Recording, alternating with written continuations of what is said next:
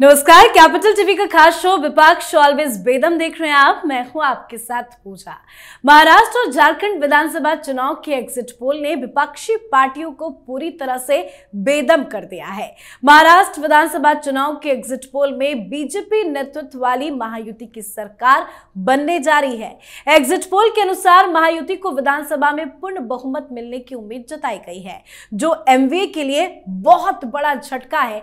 साथ ही exit poll Uddhav Thackeray के लिए भी सबसे बड़ा झटका है। तो वहीं झारखंड में बीजेपी बम्पर जीत हासिल कर सरकार बनाती नजर आ रही है, जो हेमंत सोरेन के लिए बड़ा झटका है। और सबसे बड़ा झटका तो कांग्रेस पार्टी के लिए भी है, क्योंकि कांग्रेस पार्टी को ना महाराष्ट्र में फायदा होता नजर आ रहा है और ना ही झारखंड में। दोनों ही राज्यों में कांग्रेस बेदम है। साथ ही इन एग्जिट पोल के नतीजों ने केजरीवाल को भी बेदम कर दिया है। तो आज विधानसभा चुनाव को लेकर आए एग्जिट पोल ने कैसे कांग्रेस पार्टी, अरविंद केजरीवाल और उद्धव ठाकरे की मुसीबत को बढ़ा दिया है, आज इसी पे चर्चा करेंगे। मेरे साथ स्टूडियो में मौजूद हैं कैपिटल टीवी के editor in chief doctor Manish Kumar और एग्जीक्यूटिव एडिटर राजीव जी। सर, आप दोनों का बहुत बहुत स्वागत है। धन्यवाद। सर, सबसे ज्यादा दिलचस्प महाराष्ट्र का विधानसभा चुनाव, जिस पर सभी की निगाहें टिकी थी। एग्जिट पोल भी बड़ा दिलचस्प है, लेकिन ये उद्धव ठाकरे के लिए किस तरह से झटका हो सकता है? ये सारे इंडी गठबंधन के लिए ही झटका है।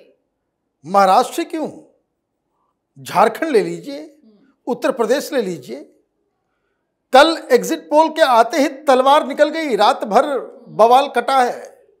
क्यों कटा है कि उसकी बानगी समझिए। उद्धव ठाकरे के प्रवक्ता टेलीविजन चैनल पे ही गाली गलौज शुरू कर दिया कि आपके जैसे दोस्त हो तो दुश्मन की कमी नहीं है। ऑलरेडी टेलीविजन चैनलों पे जा करके उद्धव ठाकरे के जो लोग हैं वो कह रहे हैं कि कांग्रेस पार्टी ने साथ नहीं दिया। हेमंत सोरेन पहले ही कह चुके हैं कि हम हारे हैं कांग्रेस की वजह से। ये कांग्रेस का जो इंचार्ज था, आपने ऐसे शख्स को बना दिया जो खुद कश्मीर में चुनाव लड़ रहा था, आया लेट से, और लेट से आया और उसने बीजेपी का कैंपेन कर दिया, कह दिया कि घुसपैठियों को 400 रुपए में सिलेंडर देंगे। बताइए, दिक्कत तो एग्जिट पोल से अखिलेश यादव को भी हो गया। हर एग्जिट पोल ये बता रहा है कि 3 सीट, पोल ऑफ पोल, ये 9 सीटों में सिर्फ 3 सीट, उनको कम से कम 5 सीटें जीतनी है। इन 10 सीटों में जहां चुनाव होना है, तब वो पिछले बार की स्थिति में होंगे। उनका पूरा कैलकुलेशन खराब हो जाएगा। और किसको वो जिम्मेदार बताए रहे कि कांग्रेस पार्टी ने कह दिया कि इंडी गठबंधन की तरफ से अखिलेश यादव आप 10 सीट पे लड़िए, और अपने कार्यकर्ताओं को ना कैंपेन में लगाया, ना वोट मिला, ना कोई प्रचार प्रसार के लिए हमारे साथ आया। तो ना झारखंड में, ना उत्तर प्रदेश में और ना महाराष्ट्र में। ये क्या लग रहा है कि कांग्रेस पार्टी के अंदर अभी सोच विचार नहीं होगा? कांग्रेस पार्टी उल्टा सोच रही है। कांग्रेस पार्टी ये सोच रही है कि इसमें हम क्या करें, इसमें हम लोग क्या कर सकते हैं। सीटें जितनी मांगी हमने दिया, हमने कॉम्प्रोमाइज भी किया। झारखंड में क्लासिक केस है, कांग्रेस के एक नेता बोल रहे हैं कि भाई मुख्यमंत्री बनना था हेमंत सोरेन को, रिसोर्सेस तो उन्हीं को लगाना था। रिसोर्स के ऊपर झगड़ा चल रहा है। हेमंत सोरेन को मेहनत करना चाहिए था। हम थोड़े ही मुख्यमंत्री, हमारे पार्टी से कोई बन रहा है। यही वो उद्धव ठाकरे के लिए भी बोलना शुरू कर देंगे कल से कि भाई आपको मुख्यमंत्री बनना था, आपको तो जोड़ लगाना था, सबसे खराब स्ट्राइक रेट आपका आया। तो ये मुझे लग रहा है कि बस रिजल्ट आने भर की देरी है। अगर एग्जिट पोल एग्जैक्ट पोल में कन्वर्ट हो गया, तलवार ऐसी चलेगी कि पूरा इंडी गठबंधन खूनम खून हो जाए। और उम्मीद तो यही जताई जा रही है कि नतीजों में सीट और भी ज्यादा बढ़ेंगे। लेकिन विपक्ष की सबसे बड़ी पार्टी सर कांग्रेस पार्टी ने हरियाणा में करारी हार के बाद भी कोई सबक नहीं लिया। कहां गलती हो गई और ये कितना बड़ा झटका है? दोनों ही राज्यों से कहीं कोई फायदा नहीं हो रहा है। राहुल गांधी ने क्या कर दिया? देखिए, ये कांग्रेस की कमजोरी या कांग्रेस ने कोई गलती नहीं कर दी, ये कांग्रेस का नेचर है। और उस नेचर में भारतीय जनता पार्टी ने एक बड़ा विस्फोट कर दिया। समस्या कांग्रेस की है कि कांग्रेस हमेशा लोगों को उलझाए रहती थी छोटे मोटे मुद्दों पर, और कांग्रेस की पॉलिटिक्स क्या रही कि वो मुसलमानों को अपने साथ रखे और छोटे मोटे मुद्दे उठाते रहे। डेवलपमेंट का कोई प्रोजेक्ट के लिए बोल दिया, कोई कह दिया कि नहीं नहीं यहां पर हम आएंगे तो कुछ बेहतर सुविधाएं दे देंगे, आप आओगे सरकार बनाओगे, उसके बाद आपके पुराने कारनामे भी सामने आएंगे। लेकिन इन छोटे मोटे मुद्दों में जो लोगों को उलझाने की प्रवृत्ति कांग्रेस की रही थी वो यहां एक्सपोज हो गई। अब कांग्रेस की सबसे बड़ी मुश्किल यह है कि ये सोचने पर मजबूर हो रहे हैं कि हम कौन सा मुद्दा लेकर चुनाव के अंदर जाएं।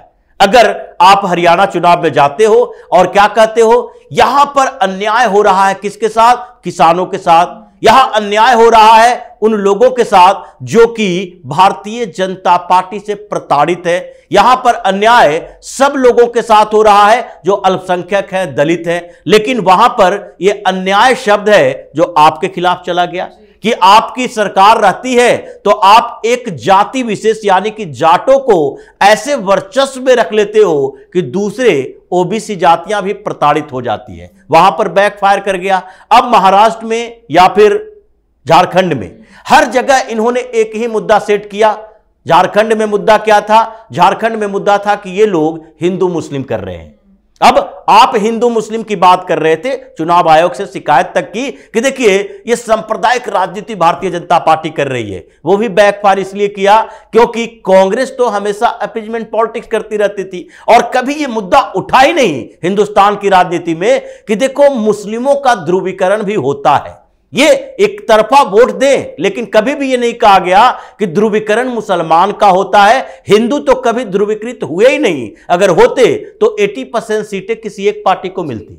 और ये मुद्दा जब सामने आया तो झारखंड भी इनके हाथों से चला गया। अब महाराष्ट्र में ये चीखते चिल्लाते रहे, ये 2.5 साल सरकार की बात, इन्होंने कितना कितना गलत काम किया है, ये पूरे डेवलपमेंट रोक दिए। वहां पर गुजरात बनाम महाराष्ट्र भी करने की कोशिश राहुल गांधी ने की। अडानी अंबानी इनका वो जो सुर राग अलापते हैं वो भी बात की। लेकिन ये सारे मुद्दे एक मुद्दे के सामने फेल हो गया कि देखो ये जिस तरीके से मुसलमानों को इकट्ठा करके मुस्लिम परस्त राजनीति करते रहे हैं, अगर इनके हाथों में सत्ता दोगे तो ये उलेमा बोर्ड की मांग मानेंगे और तुम फिर से वैसे ही बिखरे हुए टूटे हुए रहोगे। इसलिए इसके साथ समस्या है कि आगे दिल्ली के चुनाव में कौन सा मुद्दा लेकर आए, आगे बिहार के चुनाव में कौन सा मुद्दा लेकर आए, क्योंकि राजद भी वहां परेशान है, पोस्टर लगा रही है बीजेपी से जुड़ोगे तो कटोगे। यानी कि इन सब लोगों के साथ समस्या है कि हिंदुस्तान में पहली बार हिंदुओं को इकट्ठा करने के लिए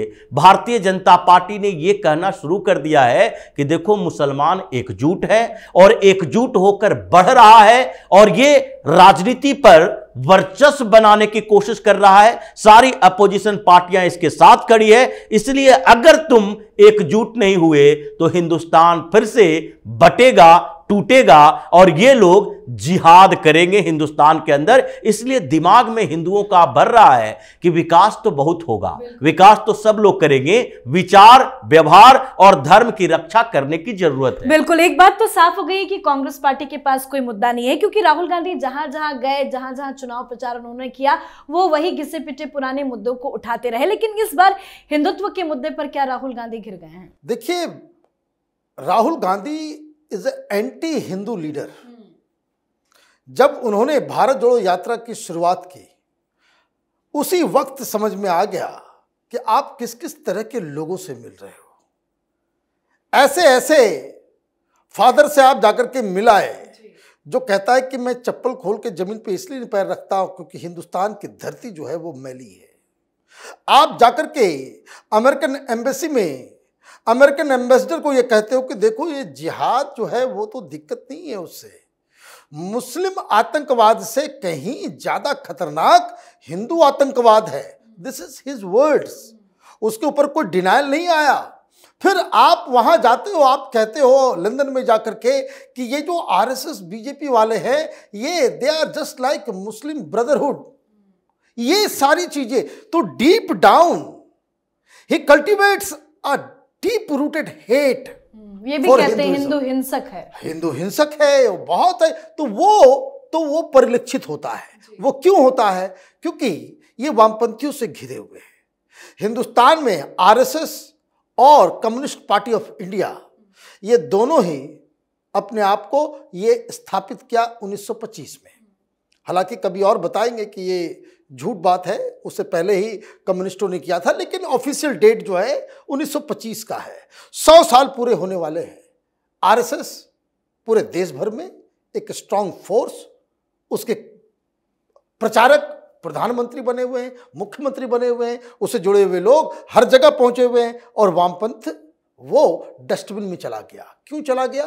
क्योंकि इन लोगों ने हिंदू धर्म का कोई क्रिटिक ही नहीं निकाल पाए। That is the only reason कि हिंदू व्यवस्था, हिंदू संस्कार, हिंदू इथोस का काट वामपंथ में नहीं मिल पाया। और ये दुश्मनी वामपंथियों की हिंदू धर्म से, हिंदू संस्कृति से, वो वहीं से आती है। तो ये क्या कर रहे हैं?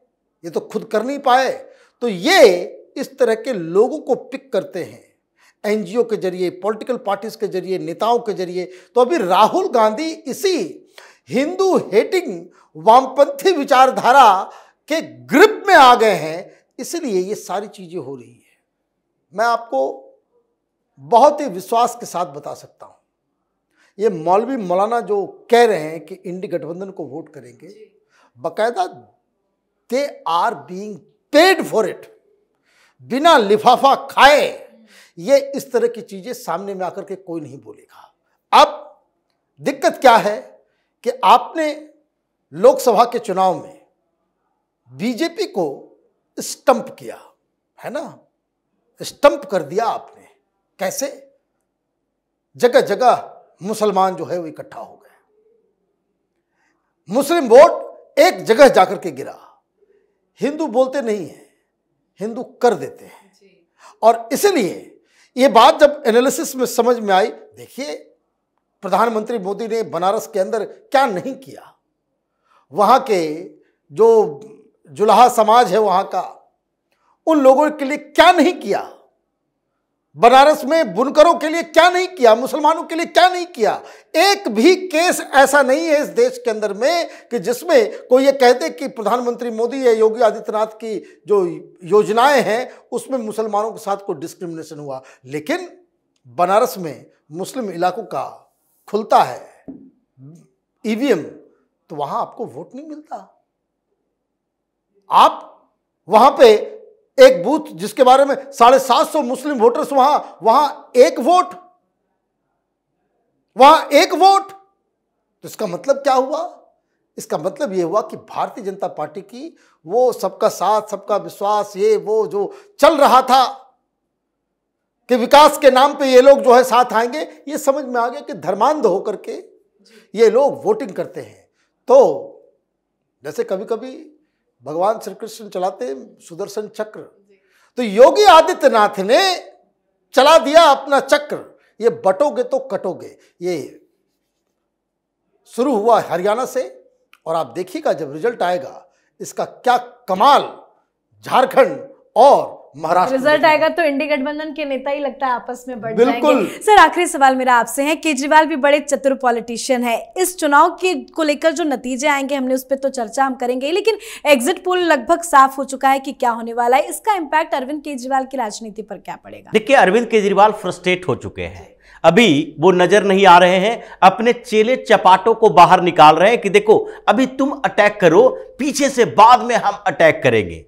क्योंकि अरविंद केजरीवाल चारों तरफ से घिरे हुए हैं, अभी अपनी पार्टी के अंदर और पार्टी के बाहर। और भारतीय जनता पार्टी ने जैसा जाल बिछाया है दिल्ली के अंदर, वो अब इनको दिख रहा है कि जो मनोबल बढ़ेगा झारखंड से, महाराष्ट्र से, उसका फायदा लोगों को भी, यानी कि भारतीय जनता पार्टी के नेता कार्यकर्ता को, और जो भारतीय जनता पार्टी के सपोर्टर हैं उसको भी मिलेगा दिल्ली के अंदर। अब दिल्ली में अगर भाजपा ने अभियान शुरू कर दिया तो उसके बाद केजरीवाल के लिए मुश्किल हो जाएगा चुनाव जीतना, क्योंकि जब जब भाजपा यहां पर केंद्रीय नेतृत्व और स्टेट यूनिट दोनों ने एक साथ एक साथ मिलकर प्रचार किया है, तब तब भारतीय जनता पार्टी की स्थिति बहुत ज्यादा बेहतर रही है, जैसे लोकसभा चुनाव में होता है। लोकसभा चुनाव की स्थिति अलग और विधानसभा चुनाव की स्थिति अलग। ये दोनों में गैप जो होता है, उसी गैप को भरने की कोशिश इस बार भारतीय जनता पार्टी करेगी, क्योंकि दिल्ली में अरविंद केजरीवाल को उखाड़ना उसके लिए प्राथमिकता बन गई है। तो इसलिए अरविंद केजरीवाल देख रहे थे,